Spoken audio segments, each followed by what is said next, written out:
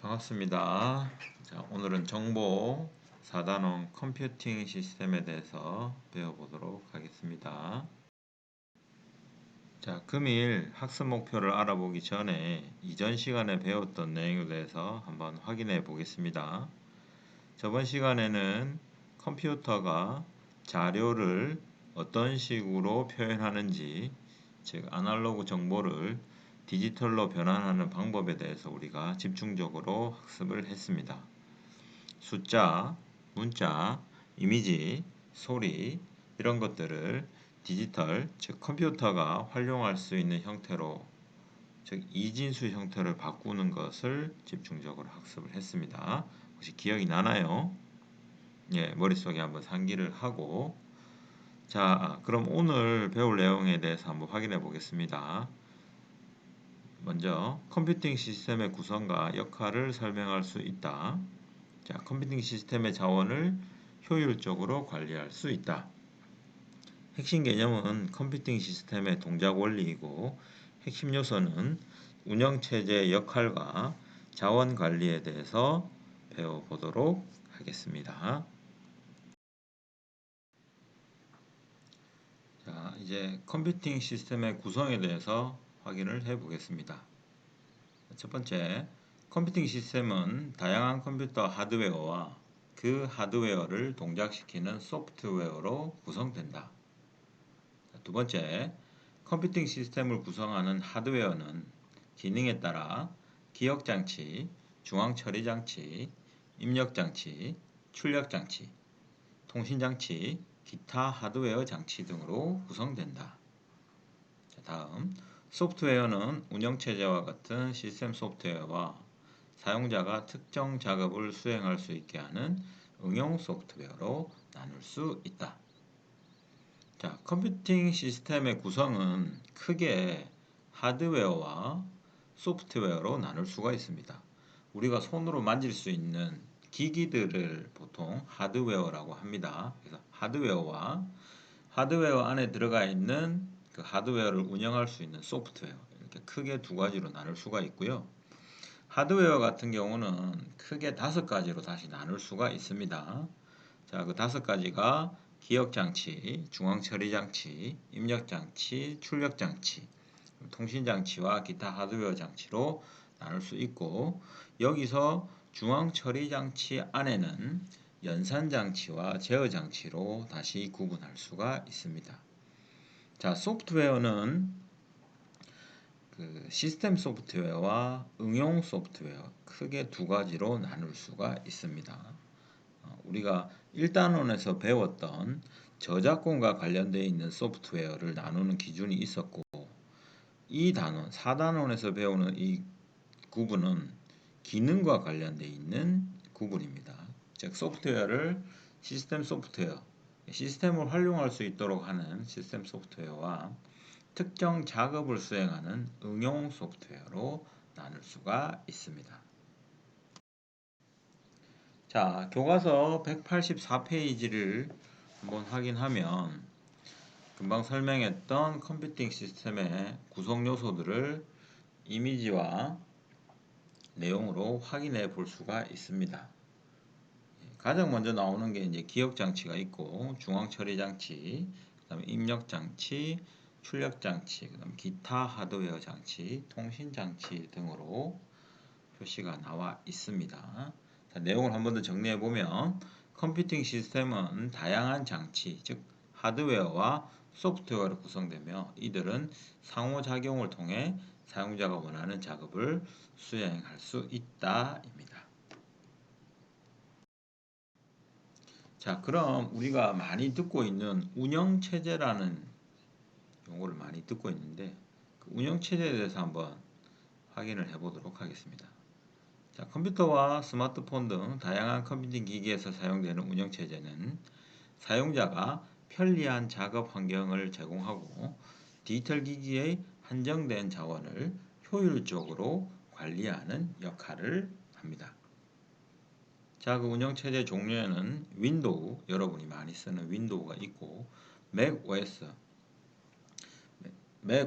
있고, 그 다음에 리눅스, 자, 그 다음에 여러분이 일반적으로 많이 쓰는 핸드폰에 쓰는 운영체제는 안드로이드와 iOS 등이 있습니다. 그리고 이제 그림에서 보이는 것처럼 우분투라는 운영체제도 있는데 확인 한번 하시기 바랍니다.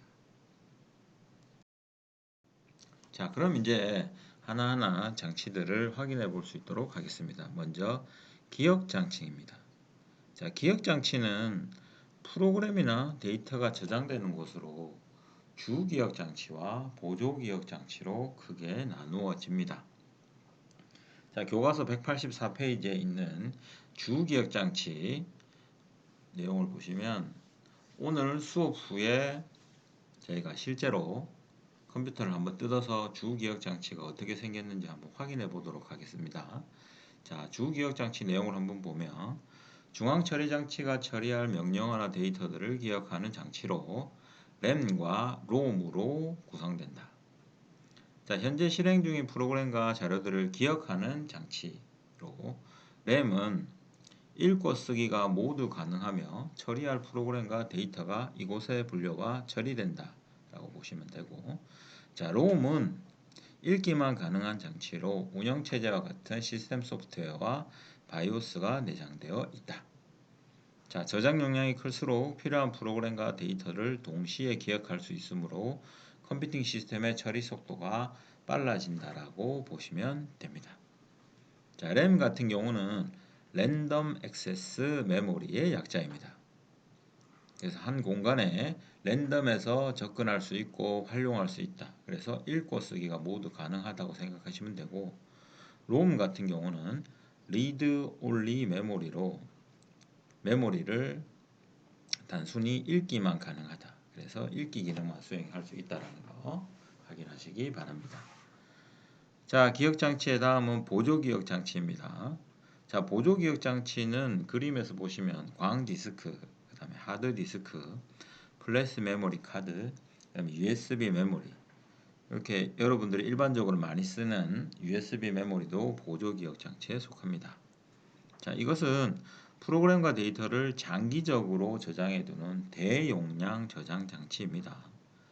자, 보조기억 장치에 저장되어 있는 프로그램과 데이터는 필요할 때 주기억 장치로 읽어온 후에 처리가 됩니다. 이때 보조기억 장치의 읽고 쓰기 속도가 빠를수록 컴퓨팅 시스템의 전체적인 처리 속도 또한 빨라진다고 보시면 됩니다. 자, 다음은 중앙처리장치입니다. 자, 중앙처리장치는 교과서 185페이지에 그림이 나와 있습니다. 참고를 하시고, 요 CPU 중앙처리장치도 저희가 컴퓨터 본체를 뜯어서 나중에 확인해 볼 수 있도록 하겠습니다. 자, 컴퓨팅 시스템의 두뇌 역할을 하는 장치로 디지털 연산을 처리하는 연산장치와 각 장치를 관리하는 제어장치를 이용하여 문제 해결을 하기 위한 다양한 기능을 수행한다. 이렇게 보시면 되고, 자, 중앙처리장치를 CPU라고 보통 이야기를 합니다. CPU라는 걸 많이 들어보셨죠? 자, CPU의 처리 속도가 빠르면 빠를수록 컴퓨팅 시스템의 전체 처리 속도 또한 빨라진다. 자, CPU의 처리 속도 단위는 초당 클럭 수를 나타내는 헤르츠를 사용한다. 예를 들어 CPU의 처리 속도가 2GHz라고 하면 초당 약 20억 번의 덧셈을 수행할 수 있다입니다. 지금 현재 사용하고 있는 본인 집의 컴퓨터를 확인해 보면 보통 2GHz, 3.3GHz 이렇게 보통 일반적으로 사용이 됩니다. 그거의 뜻은 초당 약 20억, 30억 번의 일을 할 수 있다라고 생각하시면 됩니다. 자, 다음은 입출력 장치입니다. 여러분들이 일반적으로 많이 쓰는 입출력 장치는 그림에서 보시는 것처럼 키보드, 마우스, 그 다음에 마이크가 될 거고, 또 캠도 하나의 입력 장치가 될 수 있겠죠. 그 다음 출력 장치는 가장 대표적인 게 모니터, 그 다음에 종이 출력하는 프린터, 그 다음에 소리를 출력할 수 있는 스피커, 이런 것들이 입출력 장치에 해당합니다.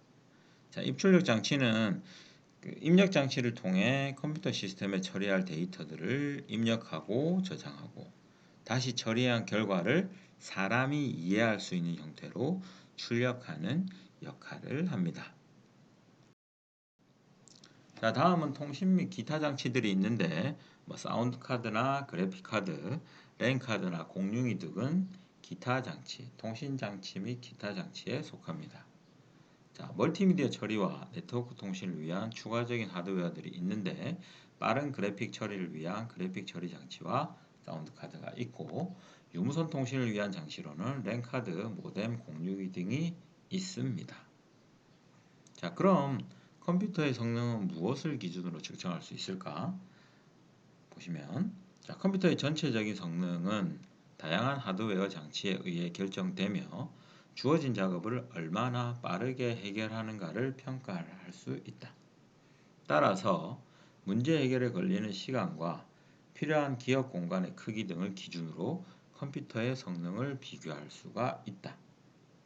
우리가 컴퓨터 살 때 보면 속도가 얼마나 빠른지, 그리고 주기억 장치가 몇 기가인지, 보조기억 장치가 몇 기가인지 이런 것들을 많이 이야기를 하죠, 그죠?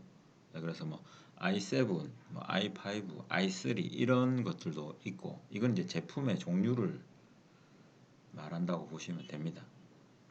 그리고 그 주기억 장치가 16기가다, 32기가다 이런 내용이 있고 보조기억 장치는 1테라다, 2테라다 이런 내용들을 많이 아마 들어보셨을 겁니다.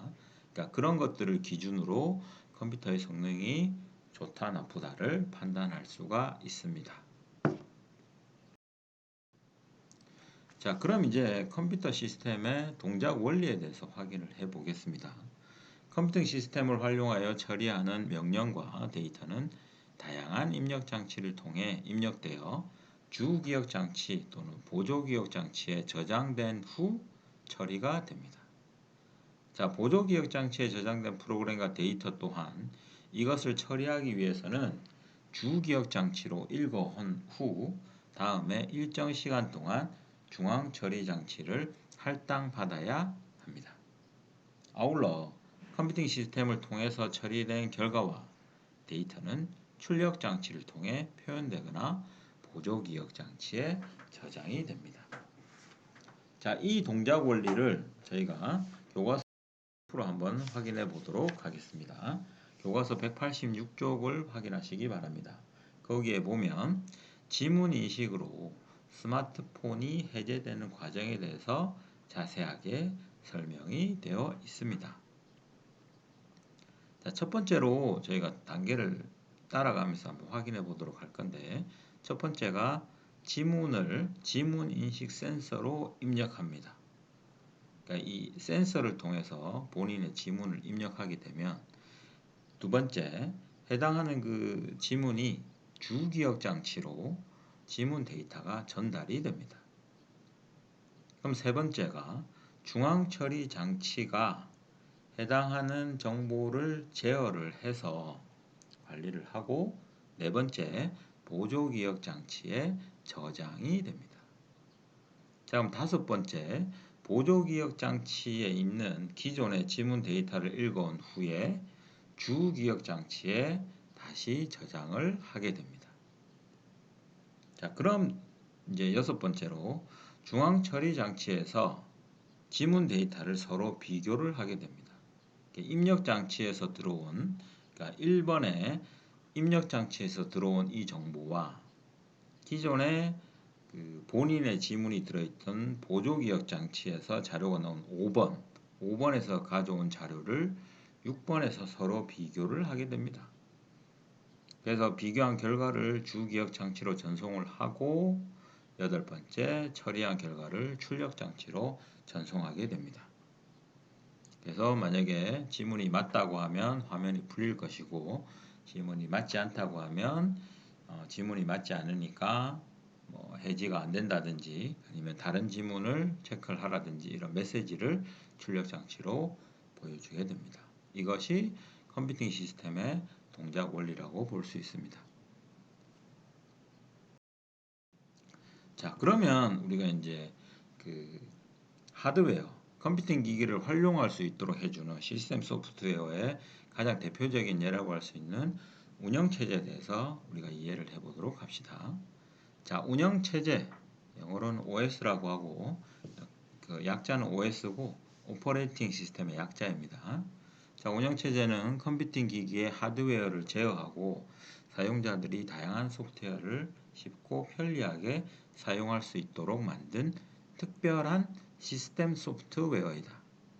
자, 그럼 앞에서 우리가 배웠던 거 기억나는지 한번 확인해 볼까요? 소프트웨어는 시스템 소프트웨어와 뭐로 나누어진다 했나요? 예, 맞습니다. 시스템 소프트웨어와 응용 소프트웨어로 나누어진다고 했죠. 자, 그래서 여기 있는 이 시스템 소프트웨어의 가장 대표적인 게 운영체제입니다. 자, 두 번째, 운영체제는 소프트웨어의 실행을 관리하며 소프트웨어들이 필요로 하는 하드웨어의 컴퓨팅 자원을 할당해 주거나 관리하는 역할도 함께 수행한다라고 이해하시면 됩니다. 자, 교과서 187페이지에 있는 내용을 확인하시면 운영체제의 역할에 대해서 이미지가 잘 나와 있습니다. 자, 거기 사람이 지금 노트북을 켜고 앉아 있죠, 그죠? 그러니까 이제 노트북이라는 하드웨어를 이 사용자가 사용하기 위해서는 운영체제라는 이 시스템 소프트웨어가 중간에 있게 됩니다. 그 역할이 뭐냐면 사용자 인터페이스 제공입니다. 그러니까 사용자에게 컴퓨터, 즉 하드웨어에 해당하는 컴퓨터를 잘 사용할 수 있도록 해주는 인터페이스를 제공한다라고 생각하시면 됩니다. 자, 그럼 이 운영체제는 내부적으로 어떤 일을 하냐면 소프트웨어 실행 관리와 하드웨어 자원 관리를 하게 됩니다. 컴퓨터를 켜가지고 여러분들이 뭔가 작업을 하게 되면 안에 다양한 소프트웨어들이 실행되게 됩니다. 일단 기본적으로는 운영체제가 먼저 실행이 될 거고, 그 다음에 여러분들이 뭔가 그 보고서를 쓴다고 하면 한글 열어서 작업을 하셔야 되겠고, 파워포인트 열어서 프리젠테이션 발표할 내용을 만들어야 되겠죠. 그게 응용 소프트웨어에 속할 겁니다. 그러니까 이런 소프트웨어들을 직접 실행하고 관리해주는 역할이 운영체제의 역할이 될 것입니다. 또한 하드웨어 자원 관리라는 것이 있습니다. 이것들은 메모리 공간을 어떻게 활용하고 어디에다 저장되고 이런 세부적인 즉 그 하드웨어 컴퓨터에 있는 하드웨어들을 관리할 수 있도록 해주는 역할을 합니다. 자, 여기서 우리가 조금 더 확인해야 될 부분이 있는데 운영체제 자원관리라는 부분입니다. 첫 번째 내용을 보면 자, 운영체제는 컴퓨팅 시스템의 하드웨어 자원 사용 상황을 모니터링하고 현재 실행되고 있는 프로그램의 자원 사용량을 확인 및 관리할 수 있는 기능을 제공한다. 자, 두 번째, 운영체제 자원관리 기능을 이용하면 현재 실행되고 있는 프로그램, 중앙처리 장치의 사용률, 주기억 장치의 사용량, 네트워크의 전송 상태 등을 확인 및 관리할 수 있습니다. 여러분 컴퓨터를 쓰다 보면 만약에 뭐 USB 여러분들이 많이 쓰는 USB 메모리에 용량이 다 차면 파일을 옮겨도 저장이 안 되죠. 그러면서 메시지가 뜨는 게 뭐 용량이 부족하다 이런 메시지가 뜨게 되겠죠, 그죠? 그렇게 메시지를 띄우는 것도 이 운영 체제의 역할입니다. 그러니까 운영 체제가 하드웨어라는 그 USB 메모리 자원을 관리를 하는데 본인이 확인해 보니까 저장량이 늘어났다, 부족하다 이거를 확인해서 메시지를 띄워주는 겁니다. 만약에 뭐 500메가 정도의 용량이 남아 있는데 우리가 보통 영화 하나를 넣는다고 하면 1기가 정도가 넘죠, 그죠? 그럼 1기가짜리 영화를 넣으려고 하면 이 운영체제가 공간이 500메가밖에 안 되니까 복사를 할 수가 없다 이런 메시지를 띄워주는 겁니다. 만약에 이런 운영체제가 이 자원관리를 하지 않는다고 하면 영화 절반밖에 안 들어가고 나머지 절반은 저장이 안 되는 그런 상황이 발생할 수도 있는 겁니다. 또 운영체제를 하다 보면 여러분 아마 응답 없음 이런 식으로 해가지고 프로그램이 가끔 다운돼서 컴퓨터를 작동하지 못하는 경우가 있죠. 그죠? 그때도 이 운영체제가 해당하는 프로그램, 응답 없음이라고 뜨는 해당하는 프로그램을 강제 종료를 시킬 수도 있습니다. 이런 것들이 그 운영체제 자원을 관리하는 예가 될 것입니다. 자, 그럼 앞에서 설명했던 내용들을 참고하고 교과서 188페이지에 있는 그 자원 관리를 할 수 있는 그 화면을 한번 보시기 바랍니다. 그래서 그걸 보면서 실제로 수업 때 하드웨어 컴퓨터 본체를 분해해서 안에 있는 뭐 기억 장치, 그다음에 중앙 처리 장치, 입력 장치, 출력 장치들이 어떻게 구성되어 있는지 한번 확인을 해보고, 그다음에 운영 체제가 자원 관리하는 예로 앞에서 설명했던 이제 여러분 쓰다가 응답 없음이라고 하고 강제로 멈추는 프로그램 있죠, 그죠? 그거를 강제로 종료하는 방법에 대해서 한번 실습해 보도록 하겠습니다. 자, 실제 수업은 다음 시간에 이루어질 테니까 이번에 오늘 수업했던 내용을 상기해서 다음 시간에 참석하시기 바랍니다. 수고하셨습니다.